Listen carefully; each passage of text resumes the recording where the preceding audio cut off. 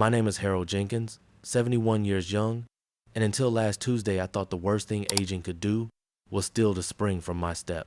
Then my only son Richard sat down at the same oak table where he once spilled grape juice on his spelling homework and said, calm as ordering coffee, "Dad, starting next month, we'll transfer all your money to my account." He smiled the way he did at age 10 when he thought I wouldn't notice the broken window. "It's for your own good. You're getting forgetful." Forgetful. The word landed like a slap. I still remember the exact weight of Evelyn's hand the night she died, cool, papery, clutching mine while the heart monitor flatlined. I remember every overtime shift at the foundry that paid for Richard's braces, his Mustang, the down payment on the house he now wants to empty. And yet, because I once left the porch light burning 2 nights running, he believes I'm one misplaced check away from the poorhouse. I didn't argue. Arguing with Richard is like wrestling fog. You tire yourself out and nothing changes. Instead, I nodded, slow, the way you do when a storm cloud parks itself overhead and you know the cellar door sticks. He took my silence for surrender. He always has. That night, Wednesday, they arrived at 6 sharp, same as every week since Evelyn passed 5 years ago. Richard and his wife Karen, coming for the free dinner they never offered to bring a side dish for. Karen carried a screw-top Merlot like it was a hostess gift instead of the cheapest bottle in the checkout aisle. Richard kissed my cheek, clapped my shoulder hard enough to rattle the arthritis. "Smells great, Dad. Pot roast?" I'd spent the afternoon browning chuck, peeling carrots, mashing potatoes with the good butter Evelyn hoarded for holidays. They walked through the front door already, talking about the cedar deck they were pricing my cedar. I realized with a jolt, because the lumberyard invoice had come addressed to me. They stepped into the dining room and both screamed. The table was set for 3, candles flickering, but the third chair held a stranger. Broad shoulders, silver hair, navy suit sharp enough to cut glass. A leather briefcase sat open beside a neat stack of documents. Behind him stood a woman in a tan sheriff's uniform, badge catching the light like a warning. On the wall where our family photos usually hung Evelyn and me on our wedding day, Richard's graduation, the grandkids at Disney, a projector glowed with a single slide in bold red, "Power of attorney revoked effective immediately." Richard's face drained to the color of the mashed potatoes. "Dad, what the hell is this?" I smiled the same smile he'd given me that morning. "Dinner and a show, son. Pull up a chair." The stranger rose, extended a hand. "Martin Caldwell, Mr. Jenkins's new financial advisor. And this," he nodded to the deputy, "is Lisa Monroe, here to serve papers." He clicked a small remote. The slide changed to a bank ledger. Richard's name, my account number, transfers totaling $14,300 over 6 months. "Unauthorized," Martin said, voice smooth as the bourbon I planned to pour later. "We have the teller's sworn statement.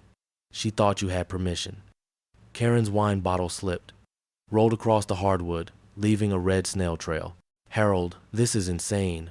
We're family." "Family doesn't steal," I said, carving the roast with the electric knife Evelyn bought in '98. "Sit.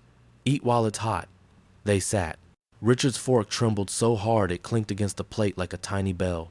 Karen dabbed her eyes with the cloth napkin I'd ironed that morning. Martin clicked again. "A lumber invoice? $6,200, paid from my checking." "For the deck you mentioned," he said. I passed the carrots. "Help yourselves. We've got a lot to discuss, and the food's getting cold." Karen found her voice first, high and brittle. "Harold, you're overreacting.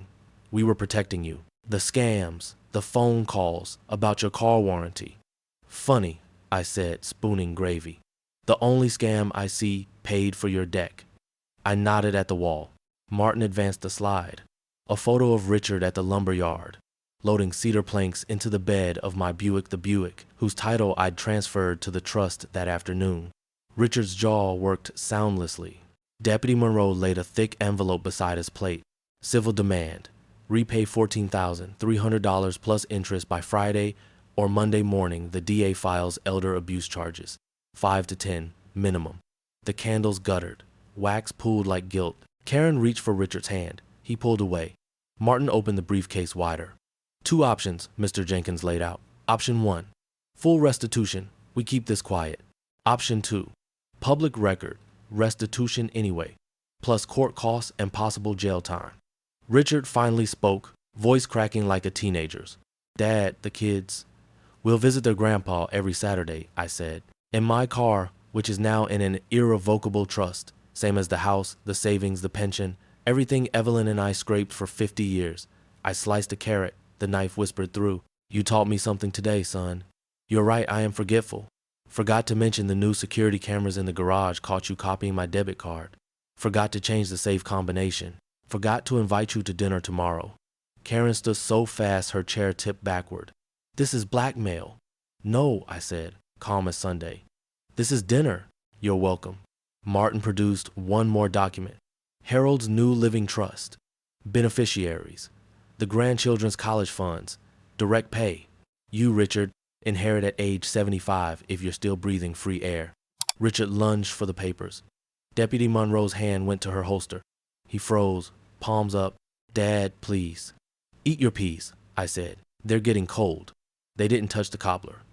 When the plates were cleared, Martin packed his projector while Lisa radioed her sergeant. I poured myself 2 fingers of Evelyn's bourbon, the one Richard always called too pricey.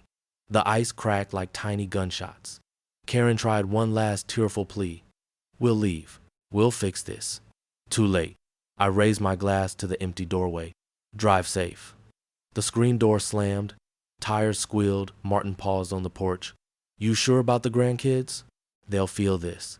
They'll learn, I said. Better from me than from him. I locked the door, set the alarm I'd had installed at 3 o'clock, and carried the bourbon to the living room. The family photos were back on the wall, minus the one of Richard's wedding. I'd taken it down that afternoon. In its place hung a new frame, the trust document, first page only, behind glass. Some storms you ride out, some you build a better roof for. Friday dawned gray. I woke at 5, same as always, brewed coffee, strong enough to float a horseshoe. The house felt bigger without the weight of their footsteps. I opened the safe combination Evelyn's birthday and removed the manila envelope I'd prepared months ago, back when I first noticed the rounding errors in my statements. Inside, photocopies of every transfer, every forged check, every lumber receipt, insurance. At 7:12 a.m., the doorbell rang.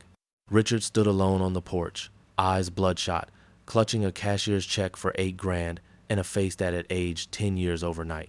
Sold the deck lumber back, he muttered. Got 8. I'll have the rest by Monday, I swear. I let him in. The dining room was bare now. No projector, no deputy. Just a table, 2 chairs, and the smell of fresh coffee. I poured him a mug. He drank it black, hands trembling. I thought you were slipping, he said. The forgotten bills, mixing up the doctors. I panicked. I mixed Dr. Patel, the cardiologist, with Dr. Furs. Patel, the podiatrist, I said. Hardly Alzheimer's. I slid the check across the table. $6,000 short plus interest. He rubbed his temples. Karen's furious. Packed a bag, took the kids to her sister's, says we're cut off. You are. I opened the envelope, fanned the copies like playing cards, but the kids aren't. Trust pays their 529 seconds direct. You'll see them here Saturdays, supervised, till you're 65. Then we reassess. He stared at the scar in the tabletop where he'd carved R+J at 12. I messed up bad. Yes.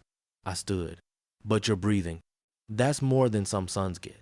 He left with a payment plan scribbled on a napkin, $500 a month until the balance hit 0, plus the $6,000 by Monday or the DA gets the file. I watched his taillights disappear, then locked the envelope back in the safe. On top, I placed a new folder labeled Richard Open at 75. Inside, a single note in my handwriting. Love doesn't cancel consequences, but it leaves the door cracked. Saturday, the grandkids arrived with their aunt, eyes wide at the new alarm keypad. We baked chocolate chip cookies, played checkers, pretended nothing was wrong. I slipped each child a 20 for ice cream and a hug that smelled like Evelyn's lavender soap. Sunday, I repainted the dining room butter yellow, the color Evelyn wanted but never got around to. Monday morning, the bank called Richard, had wired the final $6,000 plus $400 interest. Martin confirmed the trust was funded, the house retitled, the Buick insured under the estate. That night, I sat on the porch, swing, coffee, cooling, and watched fireflies blink over the lawn. The house was quiet, mine, paid for with 50 years of sweat and 1 week of steel spine. Some locks you change, some doors you leave cracked. Families both. The first supervised Saturday arrived with drizzle and the smell of wet leaves. Richard showed up at noon in a borrowed sedan. No Karen, no cedar-scented cologne. He carried a store-bought apple pie and a face scrubbed clean of excuses. The grandkids, Lila, 10, and Ethan, 7, ran to him first, then to me. I'd set up the old train set in the living room, the one Richard begged for every Christmas. We ate pie on paper plates, chocolate milk for the kids, coffee for us. Richard's hand shook when he cut slices. After the kids chased each other through the backyard, he lingered in the kitchen. Karen filed, he said quietly. Wants the house, custody, everything. I rinsed a glass. She'll get what the judge gives her, not my circus. He nodded. I start counseling Tuesday. Court ordered. Good. I dried my hands on the dish towel Evelyn embroidered with daisies. You'll need it. He hesitated. Can I still come to Wednesday dinners? Bring the kids? Table set for 4 now, I said. Bring store-bought wine and a side dish. You're not guests anymore. He smiled, small, real, the first honest one in years. Lila burst in asking for juice. Ethan wanted Grandpa to push him on the swing. Richard watched me lift the boy higher than his father ever had, and something shifted in his eyes. Not forgiveness yet. Recognition. They left at 4. I locked the door, set the alarm, and opened the safe. The open at 75 envelope was still there, but I added a new page. A photo from today, Richard pushing Ethan, Lila laughing midair. Progress. Weeks turned to months. Richard paid on time, showed up clean-shaven, asked questions about the grandkids' school projects instead of my bank balance. Karen's lawyer circled like a vulture, but the trust was ironclad. Martin sent quarterly reports. College funds growing, house repairs budgeted, my pension untouched. One Wednesday in spring, Richard arrived with a casserole green bean from scratch and a bottle of the bourbon I liked. We ate in the butter-yellow dining room, kids chattering about science fair volcanoes. After they fell asleep on the couch, Richard cleared the table without being asked. Dad, he said, drying the last plate, I found something. He pulled a folded paper from his pocket, my handwriting, dated 1987. A note I'd tucked in his lunchbox the day he started middle school. Be brave, be kind, come home, safe. He met my eyes. I kept it, all these years. I took the paper, creases soft as cloth. Some things are worth keeping. Richard turned 50 this summer. The peaches ripened early. I baked a cobbler, set an extra place. Karen sent a card via the kids, polite, distant.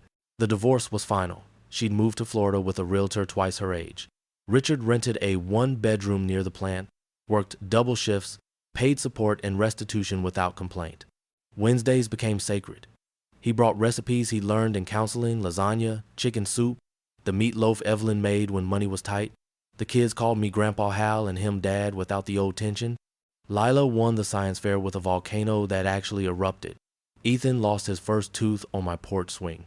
On his 60th birthday, I handed him a key, not to the house, but to a safe deposit box at First National. Open it when I'm gone, I said. He tried to refuse. I insisted. I lasted to 78. The arthritis won, then the heart. Richard held my hand the way Evelyn had, cool and steady. I slipped away watching fireflies through the window, the same window I'd watched him leave through 1,000 times. He opened the box a week after the funeral. Inside, the open at 75 envelope, now yellowed, and a second newer one labeled simply Son. The first held the note he already knew. Love doesn't cancel consequences. But it leaves the door cracked. The second was longer, written the week I turned 75. Richard, if you're reading this, you kept showing up.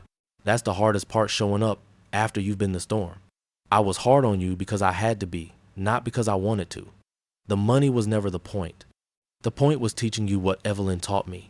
A man's worth isn't his bank balance. It's the weight of his word. The house is yours now. The trust dissolves. Sell it, keep it, paint it purple, I don't care. But promise me one thing. When your kids try to help you the way you try to help me, you'll remember this table, this cobbler, the sound of Lila laughing mid-swing. You'll leave the door cracked. Love, Dad. Richard sat in the bank vault and cried the way he hadn't since he was 7 and lost his doll. Then he drove to the house, our house, unlocked the door with the key I'd given him, and baked peach cobbler until the smell filled every room. He set the table for 4, even though only 3 would come. Some locks you change. Some doors stay cracked forever. Families both.